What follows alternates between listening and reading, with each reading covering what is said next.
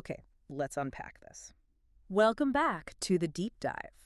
We've got a stack of sources today that they really tell a deeply strategic story. They do. It traces the corporate history of heavy-duty trucking right up to the frontier of electrification. Mm-hmm. So our mission is pretty simple, but I think it's fascinating. We are connecting the dots between how Volvo Group sort of quietly absorbed a massive European rival, Right. and how that exact historical foundation allowed them to generate an unbelievable 8,200% growth rate in electric semi-truck infrastructure. Yeah, this decade, it's the ultimate lesson in M&A strategy meeting, future market readiness. Absolutely. For anyone tracking commercial EVs, the strength of Volvo Trucks right now isn't just about making good trucks. It's deeper than that. It's so much deeper. Yeah. It's about a calculated infrastructure play that really started decades ago. We're going to trace that strategic lineage. So from the disappearance of Renault trucks in North America. All the way to their present-day dominance in dealer certification. Okay, so let's start with that historical groundwork. Because if you look at the commercial vehicle landscape today, you see Volvo, you see Mack. Right. But Renault Trucks, which is a giant in Europe, well, it's just absent here. Why is that? It's a classic tale of acquiring a footprint. We have to go back a bit to 1979. Okay. Renault's truck division at the time, it was called Renault Veicoli Industriali, began buying up a stake in Mack Trucks. The iconic American brand. The iconic American brand. Deep roots, strong network, everything you'd want. Got it. And then by 1990, Renault's truck division had acquired 100% of Mack. The whole thing. The whole thing. And this move was so crucial because Renault didn't just come in and, slap its own badge on everything. No. No, instead, they strategically chose to sell their products for the U.S. market under the Mack brand. Ah, so they were building their presence using that established American trust. Exactly. Trust and loyalty. So Renault's truck arm, even while owning Mack, was leveraging that existing infrastructure, that brand equity. They laid the groundwork, but then the next domino fell. And this is where Volvo steps in. Right. The whole landscape just fundamentally changed in 2001. Renault made a strategic decision to sell its entire commercial vehicle division The whole thing. to the Swedish powerhouse Volvo Group. Yeah. And just for clarity, we are talking about the truck manufacturer, which is a massive separate entity from Volvo Cars. That's a really important distinction, yeah. Volvo Cars is now owned by Geely. Totally different world. Totally different. So in one fell swoop, Volvo gets a huge chunk of European manufacturing, which they rebrand as Renault Trucks in 2002, and they get instant full control over Mack Trucks in North America. Exactly. If you connect this to the bigger picture, Yeah. this wasn't just about buying one rival. No. It was buying a rival that had already done all the hard work of securing a viable, geographically distributed network in North America. Under the Mack banner. Under the Mack banner. Volvo didn't just gain market share, they gained a ready-made chassis for future expansion. That makes the whole strategy seem so much less like luck and more like, very long-term planning. I think so. So what does this all mean for the market today? Volvo owns both, so why do we see two brands here, Volvo and Mack, and not Renault? Well, it really comes down to market segmentation and just internal marketing efficiency. Today, both Renault Trucks and Mack Trucks are 100% controlled by Volvo Group. But in North America. In North America, they focus their efforts on their two strongest local identities. Which are Volvo and Mack. Right.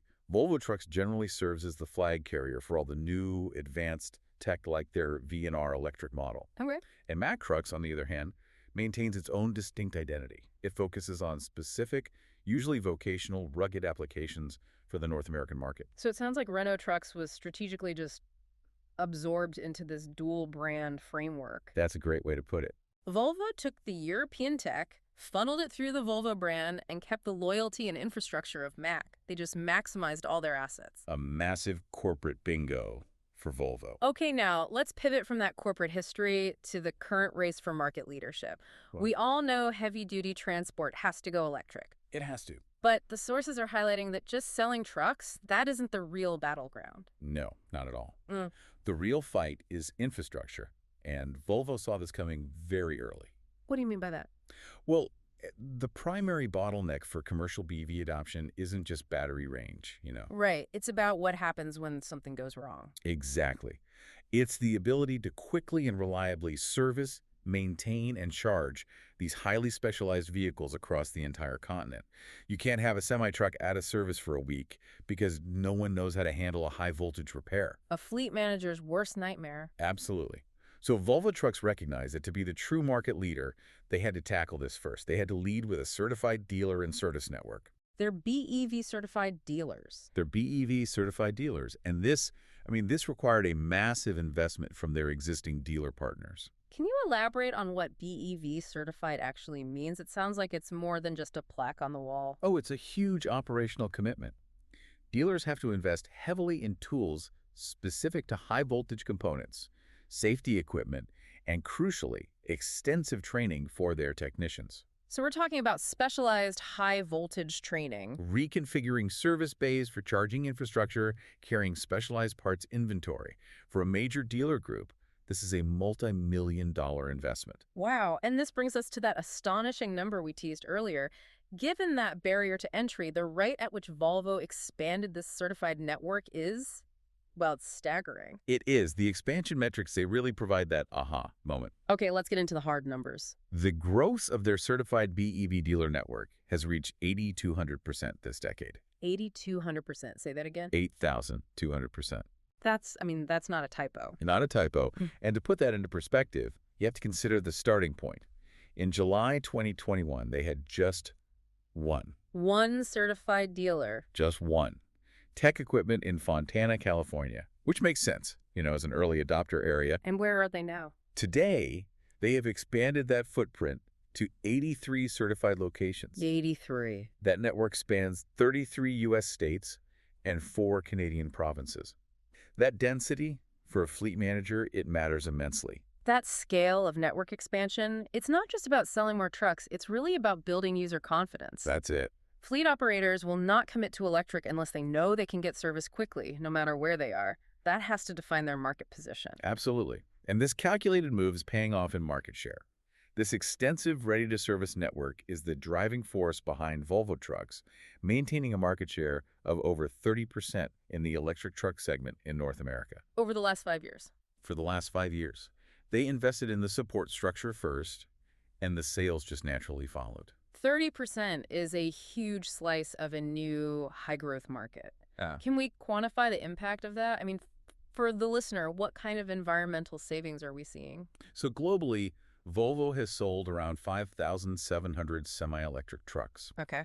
And over 700 of those have been operating right here in North America. Yeah. That's a significant deployment. It is. And collectively, these electric semis have already covered more than 20 million zero-emission miles. 20 million miles. And what does that mean in terms of carbon? To translate that into environmental impact, the sources note that this has already eliminated approximately 34,000 metric tons of CO2 from the atmosphere. That is a substantial, measurable impact, even this early in the game. It really is. It's also important to note, though, that while they are clearly dominating this infrastructure race, the transition isn't instantaneous. Not at all. What was the corporate vision shared by Peter Voorhoeve, the president of Volvo Trucks North America? He was very realistic. He stressed that while Volvo has a strong commitment to sustainability and zero emissions, and they are investing in it, they have to acknowledge that market conditions, infrastructure build-out times, fleet turnover rates, exactly. Yep. It all means the path to zero emissions for the whole industry is still necessarily slow. So they're building for the future, but they're pragmatic about today. That's the perfect way to phrase it. So we took a deep dive today into a story of corporate transformation. We learned that the disappearance of Renault Trucks was really a calculated absorption by Volvo Group, Way back in 2001. allowing them to secure that whole venerable Mack Trucks network. And the key takeaway is how brilliantly Volvo leveraged that existing foundation, that Mack dealer skeleton, and just poured fuel on it with the right investment. To get that staggering 8,200% growth in BEV certification. They turned historical consolidation into futuristic expansion. They've secured their dominance in the crucial part of this transition, the infrastructure for heavy electric transport. You know, we really enjoy synthesizing this material for you, connecting historical business strategy directly to what's happening in the market today. Fascinating stuff. So if you found this exploration of corporate history and exponential market growth, insightful. Please do us a favor and follow the channel wherever you listen. It really helps us keep bringing you these focused explorations. And thank you for sharing these compelling sources with us and allowing us to connect these powerful dots for you. Okay, final provocative thought for you to chew on. Given that Volvo's strength isn't just in the vehicles, but in this massive 8,200% lead and certified service infrastructure, how much pressure does this put on their primary competitors, like PACCAR or Daimler, to shift their focus immediately from vehicle production numbers to just replicating this certified network? That's the question. Is the infrastructure race now far more critical than, say, the range race? Something to think about.